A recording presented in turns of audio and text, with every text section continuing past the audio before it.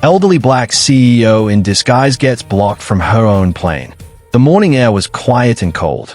The private airport looked clean, calm, and expensive. Black cars stopped one by one. Men in suits stepped out.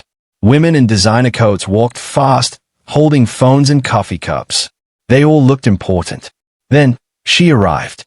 An elderly black woman stepped out of a small taxi. No driver opened her door. No one greeted her. She held an old brown handbag. Her coat was simple. Her shoes were clean, but worn. She stood still for a moment. She looked at the private jet ahead. It was large, white and silver, shining under the morning light. She smiled softly. She had flown on that plane many times before.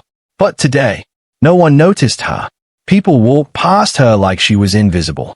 Some looked at her, then quickly looked away. A security guard watched her from a distance. He frowned. "This area is for VIP passengers only," he said to another guard. "She does not look like she belongs here." The elderly woman heard him. She said nothing. She walked slowly toward the gate. Her steps were calm. Her face was peaceful. She reached the entrance. A young airport staff member raised his hand. "Excuse me," he said. "May I see your boarding pass?" She reached into her bag. Her hands moved slowly. People behind her sighed. One man checked his watch. She handed over a simple paper ticket. The staff member looked at it, then looked at her again. His face changed. "This ticket is unusual," he said.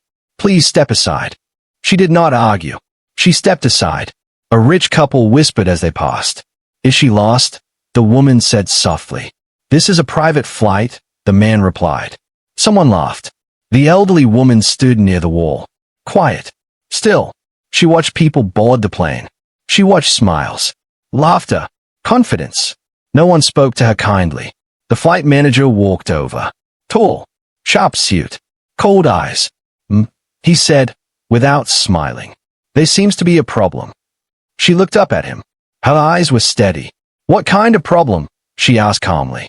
"This flight is invitation only," he said. "You must be in the wrong place." She shook her head gently. "I am not," she said. The manager sighed. "Do you have another form of ID?" he asked. She opened her bag again. Inside were old documents. A small notebook. Nothing fancy. The manager's face grew harder. Passengers were watching now. "This is causing a delay," someone complained. The manager raised his voice. "You cannot board this plane." The words hit the air like a slap. The elderly woman felt it, but she did not show it. She straightened her back. "I understand," she said softly. Her calm made people uncomfortable. The security guard stepped closer. "Do you need help leaving?" he asked. She looked at him. "No," she replied. "I will wait." "Wait for what?" the guard asked. She did not answer. She moved to a nearby chair and sat down. Her hands rested on her bag. Her eyes stayed on the plane. Time passed. The boarding gate was almost closed. The manager whispered to the pilot. The pilot frowned. Then, the pilot's phone rang. He answered it. His face changed. The color left his skin. He looked at the elderly woman, then at the manager, then back at the woman again. "Who is that?" the pilot asked quietly. The manager shrugged. "Just someone who won't leave," he replied. The pilot stood up fast. "Don't close that gate," he said. "Not yet." The elderly woman slowly stood from her chair. She did not rush. She did not smile. She simply waited, because she knew something they did not. And very soon, everyone at that airport was going to find out. The airport did not feel quiet anymore. People were watching, not openly, but with sideways looks, with quiet judgment. The elderly black woman stood near the gate, holding her old handbag close to her chest. She did not move. She did not speak, but everyone around her felt her presence. The flight manager walked back toward her. His steps were fast. His face was tight. He said, louder this time, "You are not allowed to stay here." She looked at him calmly. "I was told I could wait," she said. The manager sighed in frustration. "This is a private terminal," he replied. "You are making people uncomfortable."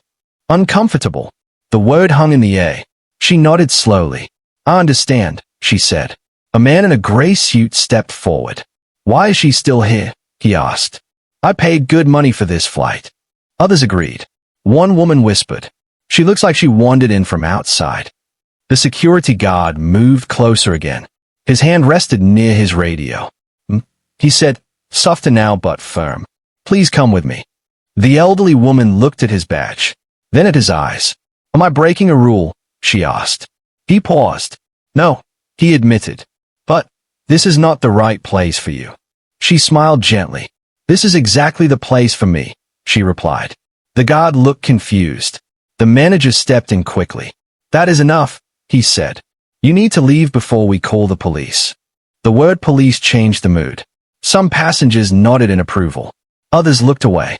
The elderly woman felt something deep inside her chest. Not fear, not anger, memory. She remembered other rooms, other faces, other times she had been told she did not belong. She remembered being young, standing in offices where no one listened, being ignored, being doubted. But she also remembered something else. She remembered building power quietly. She looked at the manager again. "I'm not going anywhere," she said calmly. "I have a right to be here." The manager laughed. "A right," he said. "You don't even look like." He stopped himself. The silence was loud. She tilted her head slightly. "Like what?" she asked. He did not answer. Instead, he turned to the security guard. "Escort her out," he ordered. The guard hesitated. "So, she hasn't done anything wrong." The manager snapped. "Do it." The guard sighed and looked at the woman again. "Please," he said quietly. "Let's step outside." The elderly woman took one slow step forward, then another, but she did not move toward the exit. She moved closer to the plane. Gasps filled the room. "What is she doing?" someone said. The manager rushed ahead of her and blocked her path. "You cannot take another step," he said sharply. She stopped.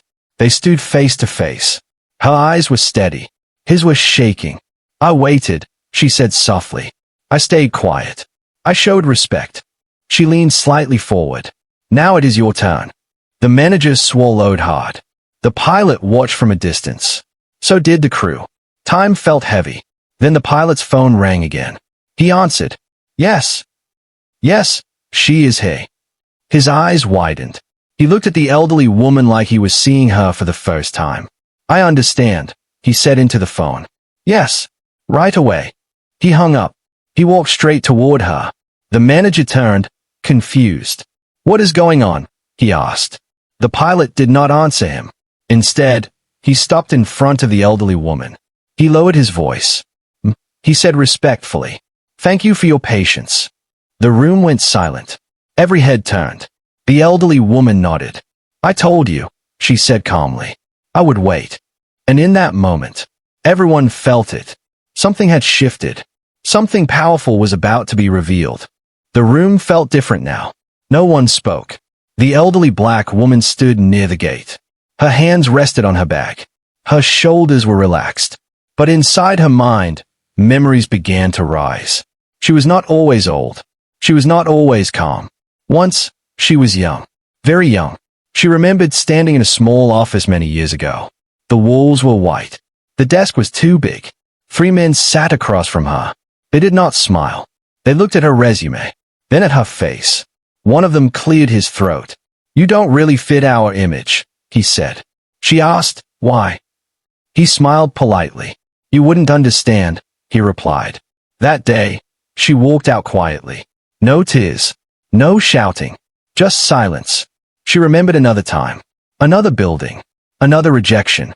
"You should know your place," someone told her once. "You should be grateful for what you get." She went home that night. She sat alone. She stayed at the wall. Then she stood up, and she decided something. If they would not open doors for her, she would build her own. Years passed. She worked harder than anyone around her. She slept less. She listened more. People laughed at her ideas. They said she was dreaming too big. But she kept going. She learned numbers. She learned contracts. She learned power. Slowly, her name started to matter. Slowly, people stopped laughing. Then one day, they started calling home. Back in the airport, the elderly woman took a slow breath. The flight manager watched her closely now. Something about her made him nervous. "You still haven't shown proper ID," he said. She looked at him. I have shown enough, she replied. The manager frowned. Enough for who? He asked. For me, she said calmly. Passengers whispered again. Who does she think she is? Someone said. She's acting like she owns the place, another replied. The words almost made her smile. She looked at the plane again. That plane carried memories too. Late nights, long meetings, decisions that changed lives. She remembered signing papers with tired hands. She remembered risk. She remembered people telling her, this will never work. But it did. The security guard shifted his weight. He said quietly, I don't think they're going to let this go. She nodded. I know, she replied. The guard hesitated. Why don't you just explain who you are? He asked softly. She turned to him. If they don't know already, she said, then they are not ready to listen. The pilot watched her from across the room. He felt something in his chest he could not explain. Respect. He had flown many powerful people. But this was different. The manager cleared his throat again. We are running out of time, he said. This plane will leave with or without you. The elderly woman looked at him. Her voice was gentle. That plane has never left without me, she said. The manager laughed nervously. That's impossible, he replied. She said nothing. She simply reached into her bag. Not for papers, not for ID. She pulled out a small, old notebook. Worn edges, faded cover. She held it like it mattered. Because it did. That notebook held numbers, plans, the beginning of everything. The manager watched, confused. What is that? He asked. She closed the notebook slowly. A reminder, she said. The pilot's phone buzzed again. He looked at the screen. His breath caught. He stepped away and answered. Yes, I see her. Yes, I understand now. He ended the call. He did not look at the manager. He looked at the elderly woman. And for the first time, he lowered his head slightly. The room felt smaller. The whispers stopped. Because something was coming. Something big. Something that would explain everything. And when the truth finally came out, no one would forget how they treated her. The calm was gone. What remained was fear, wrapped in pride. The flight manager straightened his jacket. He did not like the way people were watching him now. He did not like the silence. All right, he said loudly. This has gone on long enough. He turned to the staff. We are delaying this flight because of her, he announced. Make a note of that. Heads turned toward the elderly black woman. Some faces showed anger. Some showed doubt. Some showed shame. She stood still. She had been blamed before. The manager walked closer to her. You are holding up important people, he said. People who matter. She looked at him. Everyone matters, she replied softly. A man near the window laughed. That's easy to say when it's not your time being wasted, he said. The manager nodded. Exactly, he said. This is not a place for lessons. The elderly woman felt the weight of every eye in the room. But she did not bend. She remembered another room. Years ago. A boardroom. Men telling her to stay quiet. To sit down. To know her place. She had listened then. And she had won. Back in the terminal, the manager turned to the security guard. Call airport police, he said. Tell them we have a trespasser. The word trespasser hit hard. The guard hesitated. She has a ticket, he said. That ticket is meaningless, the manager snapped. This is private property. The elderly woman stepped forward. Do what you need to do, she said calmly. I will still be here. Her voice did not shake. That made him angry. You think you are untouchable, he said. But you are not. She looked at him. I know exactly who I am, she replied. Do you? The question landed heavy. The manager turned red. He picked up his phone and dialed. Yes, he said loudly. We need police assistance immediately. Passengers whispered again. Why doesn't she just leave? Someone said. She's embarrassing herself, another replied. The pilot watched all of this from the doorway. His hands were tight at his sides. Something felt wrong. Very wrong. The crew exchanged looks. They had heard the calls. They had seen the reactions. This woman did not act like someone lost. She did not act like someone scared. She acted like someone waiting. The manager ended his call. They're on their way, he said with a thin smile. That should settle this. The elderly woman nodded. Good, she said. That single word unsettled him. He expected fear. He expected panic. He got peace. Time passed slowly. The boarding gate remained open. The delay grew longer. Phones buzzed. Voices rose. "This is ridiculous," a woman complained. "We should be compensated." The manager wiped his forehead. He turned to the pilot. "Why are we still waiting?" he asked sharply. "Close the gate." The pilot did not move. "I can't," he said. The manager stared at him. "What do you mean you can't?" The pilot hesitated. "I received instructions," he said carefully. "From who?" the manager asked. The pilot swallowed. "From above us." The room went quiet again. The manager laughed, nervous. "There's no one above us," he said. The pilot looked at the elderly woman, then back at the manager. "You are wrong," he replied. The security guard's radio crackled. He listened. His face changed. "Yes, she's here," he said quietly. "Yes, I see." He lowered the radio slowly. He looked at the woman, then at the manager. "Sir," he said, "I think you should step back." The manager's voice rose. "Don't be ridiculous," he said. "She's nobody." The elderly woman took one small step forward. Her shadow stretched across the floor. "I've been called nobody my whole life," she said calmly. "And yet, here I am." Her words cut deeper than shouting ever could. The sound of footsteps echoed in the hallway. Police were coming. The manager smiled again. "Good," he said. "This ends now." But the pilot did not smile. Neither did the crew. Because they knew something the manager did not. This was not the end. This was the moment everything would turn. The sound of footsteps grew louder. Everyone turned. 2 airport police officers entered the terminal. The flight manager felt relief. He straightened his back. "Finally," he said, "this woman has refused to leave." The officers looked at the elderly black woman. She stood calm, still holding her old handbag.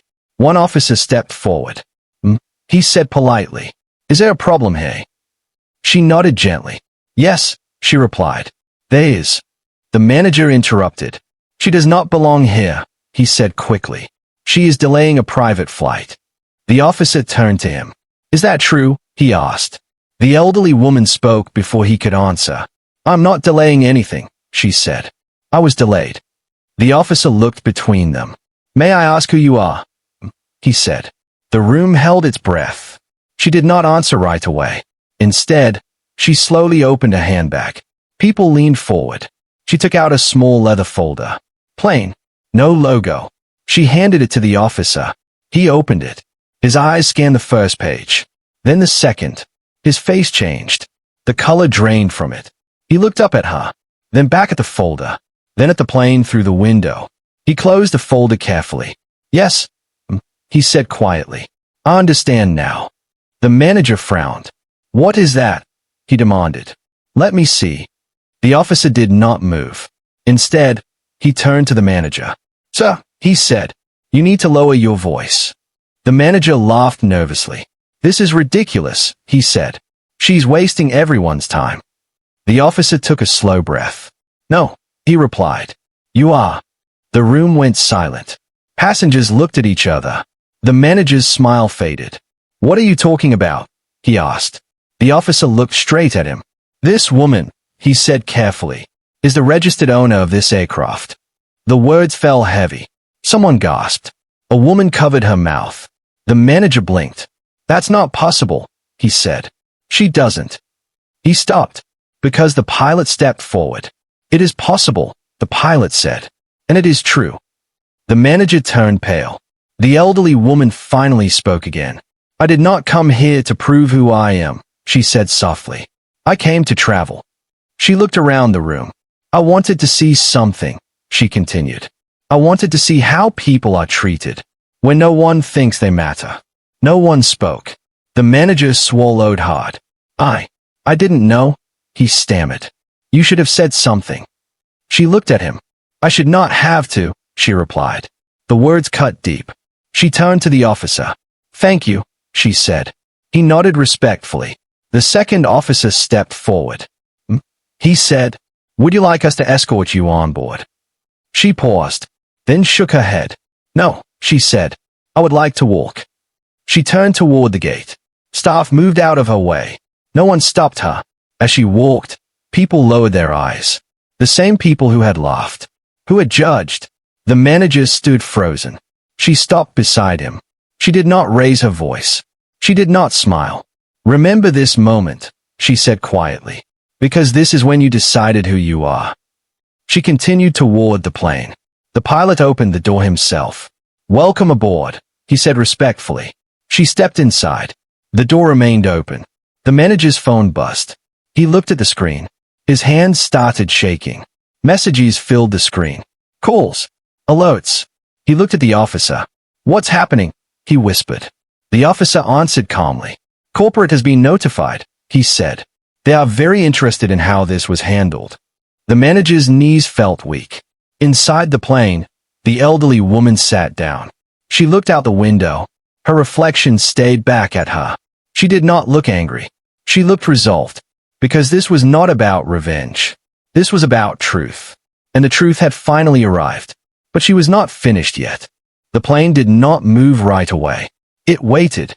Inside the cabin, the elderly black woman sat quietly by the window.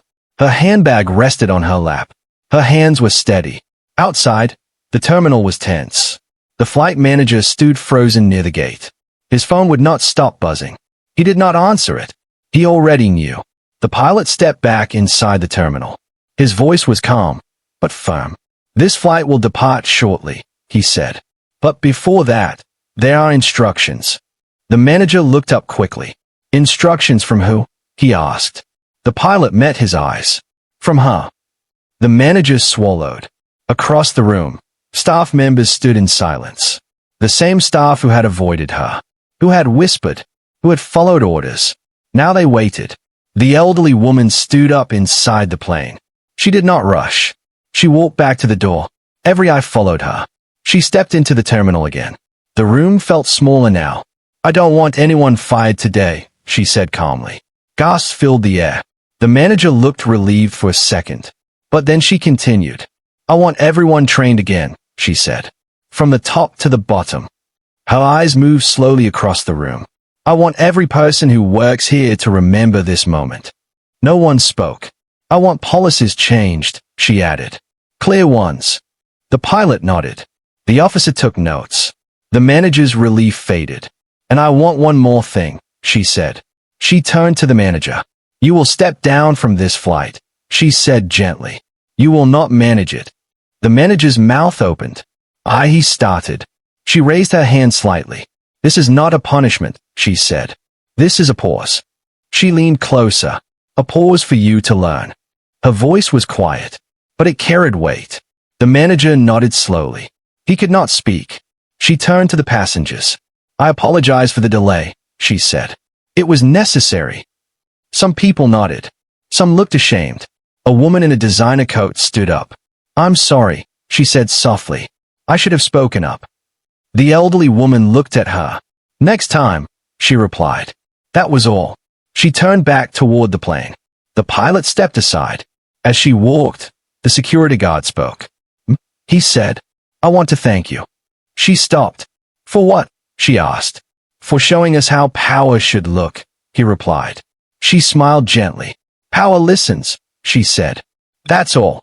She boarded the plane again. This time, no one stopped her. No one questioned her. The door closed behind her. Inside the cabin, the plane felt different now. Calmer. Honest. The pilot's voice came over the speaker. "Ladies and gentlemen," he said, "thank you for your patience." The engines began to hum.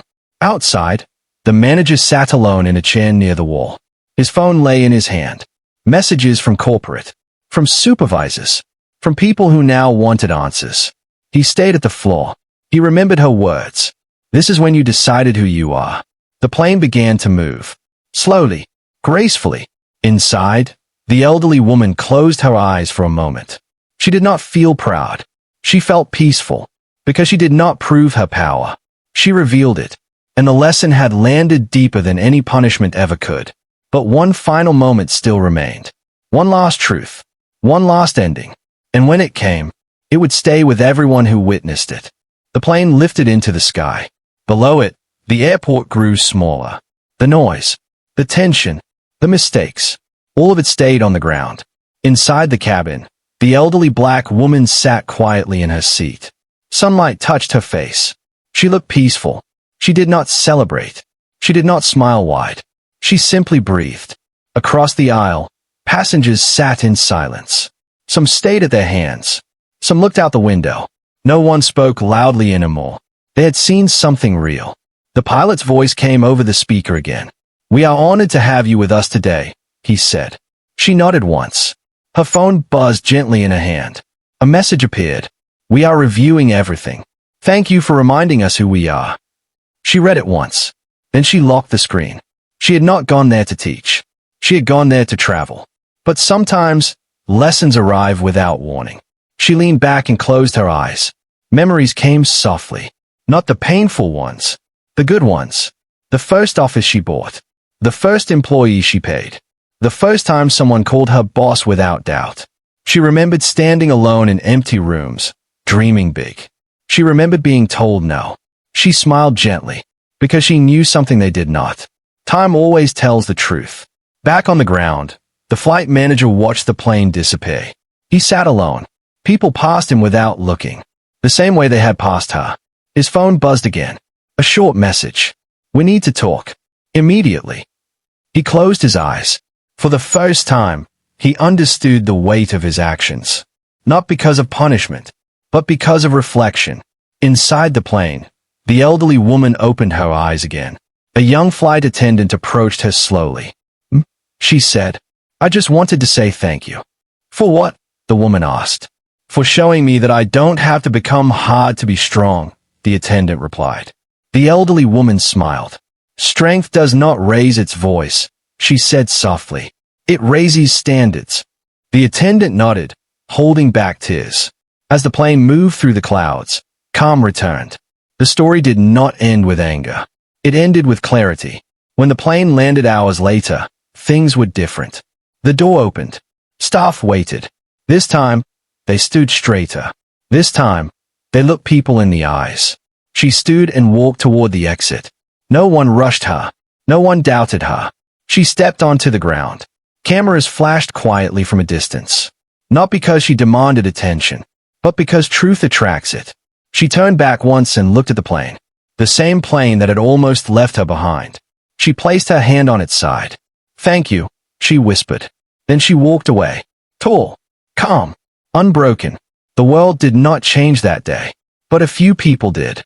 And sometimes, that is enough. Because respect is not about wealth. It is not about clothes. It is not about titles. It is about how you treat someone when you think they have none. And that lesson will always fly further than any plane.